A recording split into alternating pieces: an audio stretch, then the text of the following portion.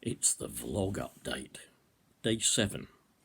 Let me just clear my throat, just making quite sure that it's not a dry and unproductive cough, okay? Have a quick listen. If you're a respiratory consultant, I'm going to say more about you lot in a second, okay? This is going to be a brief one, really brief, okay? Throat clear. Yeah, okay, remember, always into the crook of the arm if you don't happen to have one of these handy, and preferably if you have got one of these handy, try to bin it after you've used it. Remember the old saying, you have to be in it to win it. Well, this is one we can't afford to lose. Okay, British people, day 7.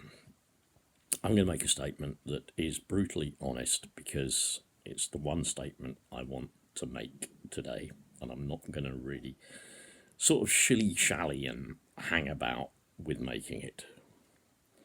It's essentially to everybody, but I'm going to address it to Boris Johnson. I'll even call him his proper name for a change, although I do much prefer calling him Doris. But Boris, this is to you, my Prime Minister, whether I like it or not.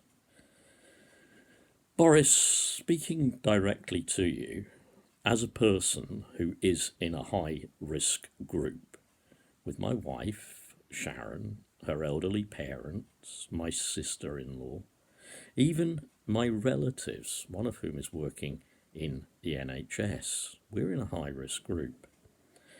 Thanks for what you've done so far, closing the pubs, the restaurants, the schools, many of the public places. Well done. From a high-risk group person with diabetes and heart failure, who's not yet got this disease, which will pretty much certainly take my life. Well done for closing those places, Boris. I never thought I'd say that to you. I never did. Okay? So, that's a well done even from me.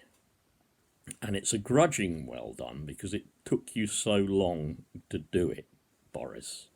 Really grudging well done, but well done nonetheless. Now to Boris and everybody. It's not working. The voluntary lockdown, stay at home, isn't working, is it, Boris? It's not working, yeah? Trying to appeal to people's charity, their sense of being a good citizen, their sense of wanting to help everybody, isn't working for one primary reason. We have become a nation of selfish asswipes.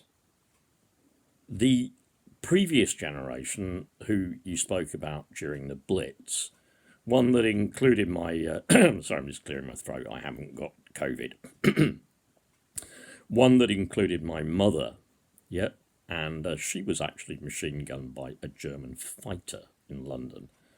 Her generation really understood what it was about standing together and helping each other. They really did get that.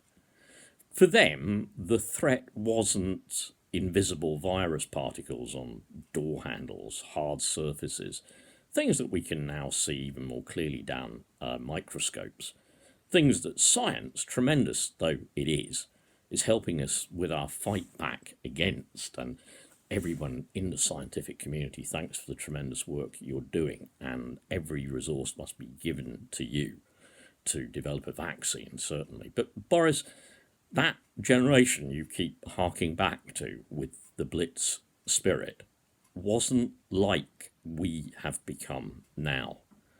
To say it again, we've become a nation, a generation of selfish asswipes, yeah? So asking us all not to get together and asking us to keep, about 6 feet away from each other in public, it's not working, Boris. It's not working. People are huddling together in queues around the few shops that we are sensibly having to keep open, like supermarkets, yeah?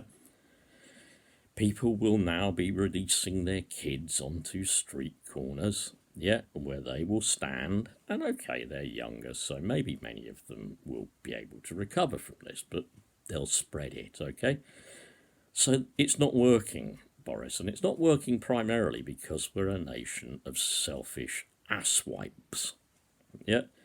And we've been made that kind of nation because of one simple thing: capitalism, consumerism, everything that, in a sense, impoverishes us but makes other people very, very rich. We've become a people that wants more than our fair share.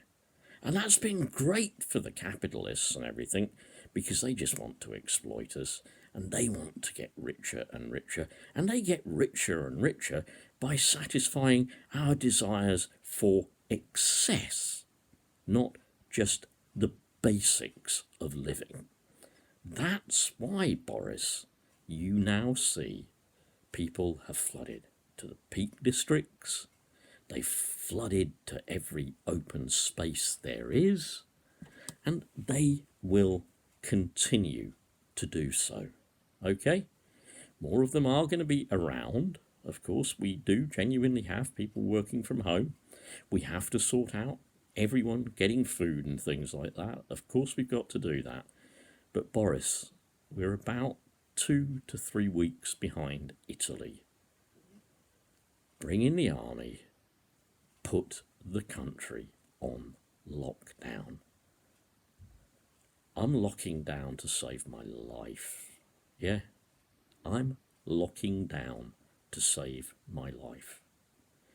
NHS doctors, even Brandon Lewis, Secretary of State for Northern Ireland, used to be our local MP, still is for Great Yarmouth.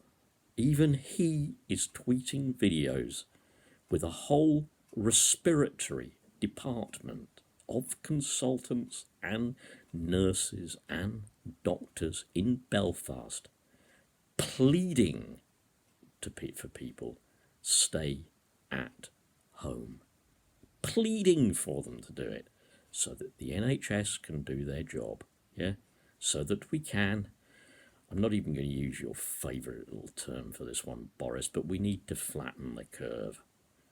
If we don't do that, Boris, by 2 weeks approximately now, that's sort of 3 weeks from when I first started this vlog, yeah, we're probably going to be looking at over 5,000 people dead.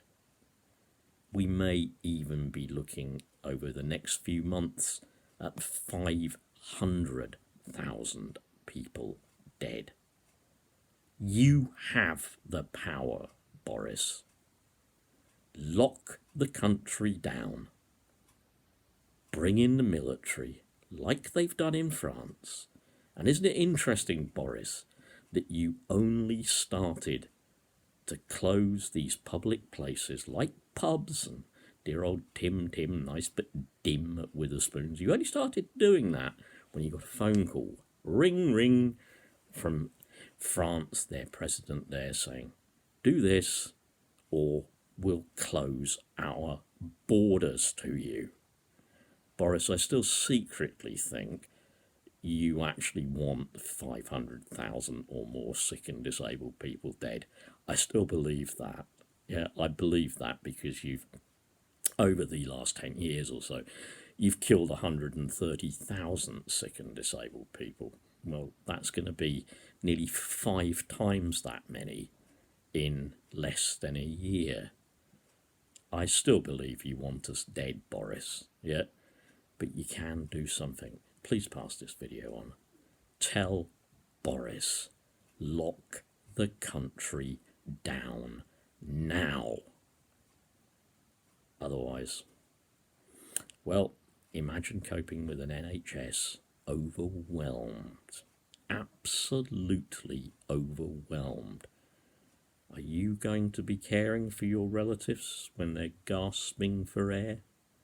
Are you going to be changing their urine and feces-soaked clothing when you're probably gasping for air yourself? Lock down now, Boris. That's the end of today's video. Bye, folks.